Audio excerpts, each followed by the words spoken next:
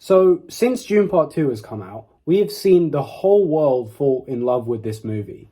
Both the casual movie-going audience, who's been really impressed by the characters, the world, and all these things, and also the film people who love it for all its technical achievements and for its filmmaking craft at the hands of Denis Villeneuve. You have the casual and the hardcore camps who converge into their mutual appreciation for this one movie, which doesn't happen very much, so shout out. And when compared to Dune Part 1, you will hear many people say that this is better than Part 1 significantly, and even people looking back on Part 1 are now saying it's just simply not as good, or even first-time viewers, they found it boring and not as memorable, and now all of a sudden this Dune Part 2 has been this global phenomenon in a way that I don't think Dune Part 1 was, at least to this extent.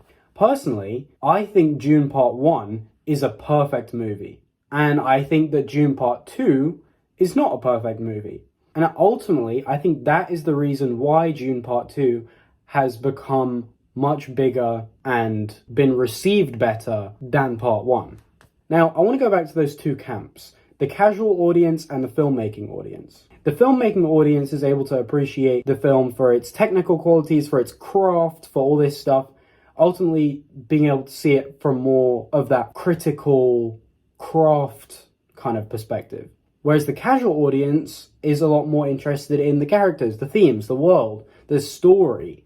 The story itself is the main driving force for their appreciation. That this whole idea of Paul's Lisan al-Gaib arc and the Bene Gesserit and in that kind of very conceptual way, in that kind of very like emotionally resonant way, in how the characters impact our own lives, and that kind of relatability aspect to it. And so you can see that people are appreciating the film not just from the emotional perspective, but also from the more critical and filmmaking point of view. And I think it's important to realize that these two are separate things.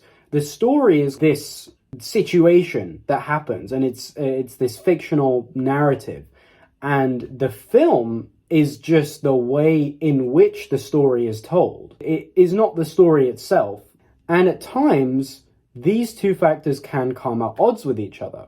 The Empire magazine gives Dune Part 2 4 out of 5 stars. It does criticize the movie, saying the character through lines are forced to reckon with central figures who, through narrative necessity, become less human as the film progresses. And so you can see that we have this conflict between the film has to manage creating characters which are great to watch and which feel natural on screen, overall creating a good film or an enjoyable film to watch, but also those characters needing to convey the story and the themes to the audience, and they start to feel less natural. And so what I'm getting at is the balance between how watchable can you make your characters and how effectively does the story get communicated to the audience. And I think Dune Part 2 prioritizes the story over the technical craft of it. If we take a look at this dialogue scene where Gurney is questioning Paul on his decision to refrain from going into the South, it's not the greatest dialogue. It's not the most memorable dialogue. It doesn't roll off the tongue. But what it does do is really effectively communicate the Lisan al-Gaib story, that kind of grappling with fate idea, that really the story and the essence of what makes the story good. It communicates that very explicitly. So you're getting these lines like where Gurney says, what, you're scared that you'll lose control? And Paul says, no, because I gain it.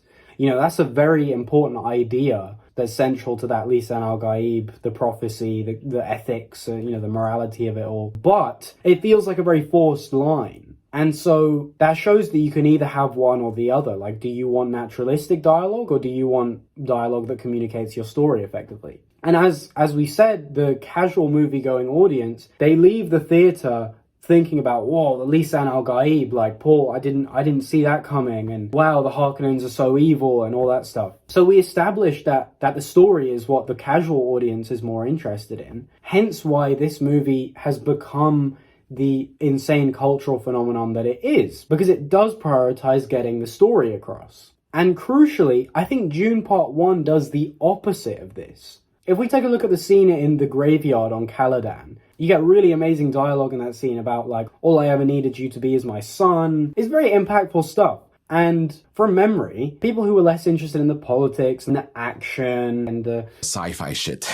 Oscar Isaac's Duke Leto Atreides is one of Dune Part 1's most memorable characters. People leave the cinema thinking about the impression that he gave to us, and you get that very warm presence from him, which you don't necessarily get from a lot of the other characters, including Paul. And so at that moment, the script commits to creating a character, creating a nice scene, far more than it does to referencing the Lisan al-Gaib narrative, which is the ultimate meat and potatoes of the Dune story. We have to remember that the value and the merit of the original Dune story comes in a very intellectual way. It's a thought experiment, it's philosophical, conceptual, and in that way, it requires a lot of brain power and use of your mind to observe the whole narrative. Because all the little stories about the Harkonnens and the Bene Gesserit and the Atreides, they all structurally sit underneath the Lisan al-Gaib story. And that's kind of the most rewarding way to view that story, is if you're able to look at it from that very like historical point of view almost, and the very kind of like throwing around philosophical ideas, concepts and stuff, rather than getting emotionally invested in any of the characters. So of course this lends itself far more to a book, which is more inherently mind stimulating, than a movie, which is more casual, and that kind of the mass market aspect of filmmaking means that you attract a lot more of an emotional audience than a kind of critical, all the rest of it kind of stuff. And so then you think, which bits of the story that we see in Dune Part 2 have become cultural phenomenons? Mainly it's Fade Rotha or Paul's speech, these big declarations of emotion and big, acting performances or things that really connect with certain emotions.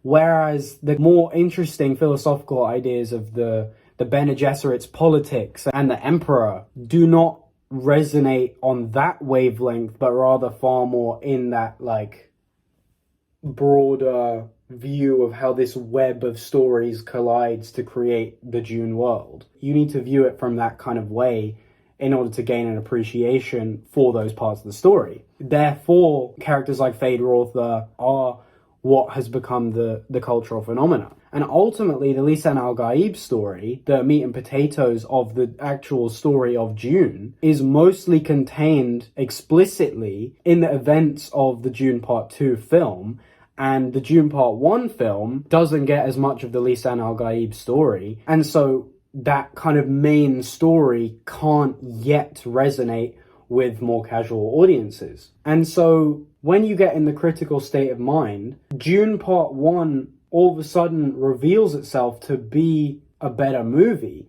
It's just that it doesn't do as good of a job of including you in the story. Take this scene from Part 1. There are these lines going on where the interaction between the Sardaukar and the Bene Gesserit and the Harkonnen are playing out. And that's a very crucial moment in the plot of the story. But it's overshadowed by the stylistic filmmaking components where Denny has muted the sound and he's put it in subtitles and he's put this cone and it looks cool. Hierarchies. I do. Ultimately, expert filmmaking. I do. But there's so much going on there, especially visually. And so the plot is overshadowed in that moment. So I think Denis Villeneuve, the filmmaker, is able to channel the story through the filmmaking much better in Dune Part 1 than he is in Dune Part 2. But in Part 2, those moments of weakness in that channeling let the audience in more. So there we are. Dune Part 2 is a worse film than Dune Part 1, quality-wise, but that allows it to be received better and allows it to be seen and appreciated by more people. And to close this video, I'd like to make that an analogy for how we can view our own lives. If you are technically brilliant, say you're 10 out of 10 technically brilliant. However, if your ability to communicate is a 3 out of 10, do you think people perceive you to be a 10 out of 10 or a 3 out of 10? We are only as good as we can communicate.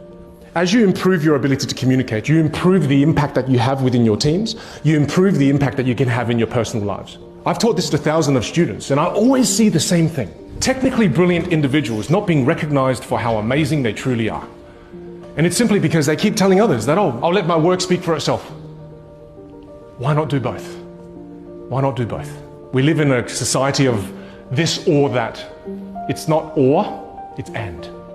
It's both. When you become undeniably great technically and you become undeniable with your communication skills, do you know what happens? Reality becomes negotiable.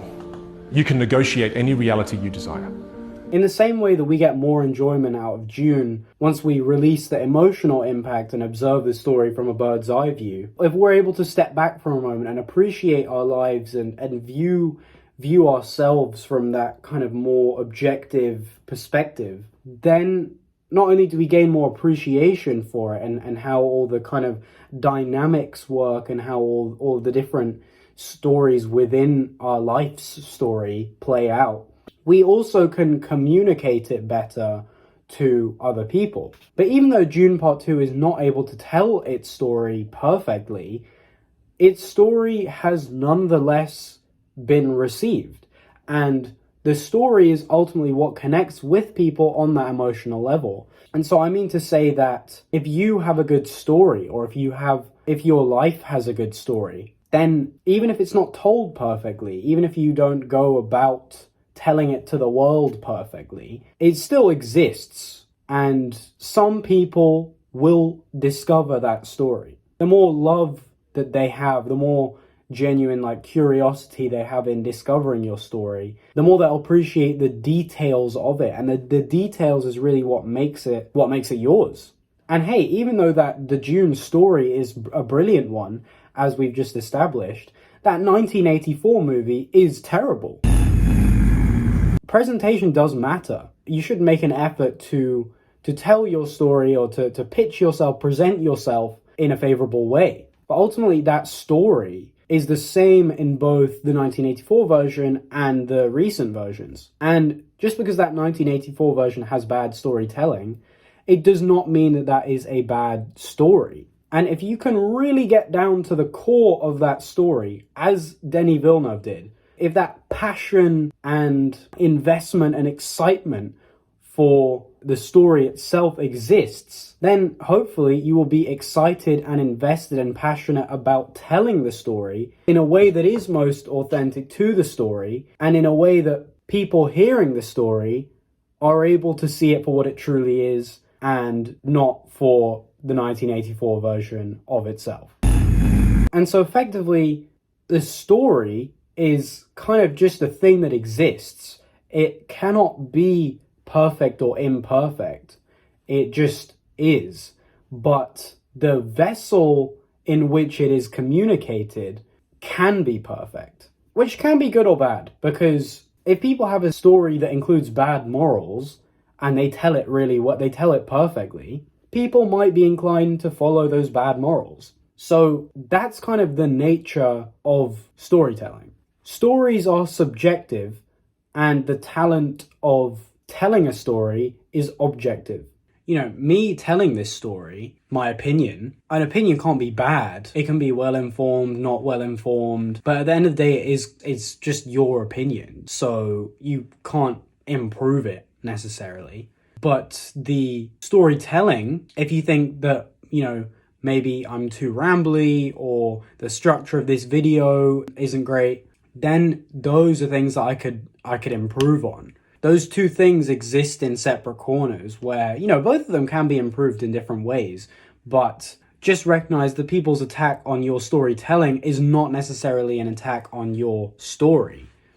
Life advice with Adam T Talks. You didn't know you were going to get that when you watched the video about Dune Part 2. Dune Part 2, Dune Part 2, Dune.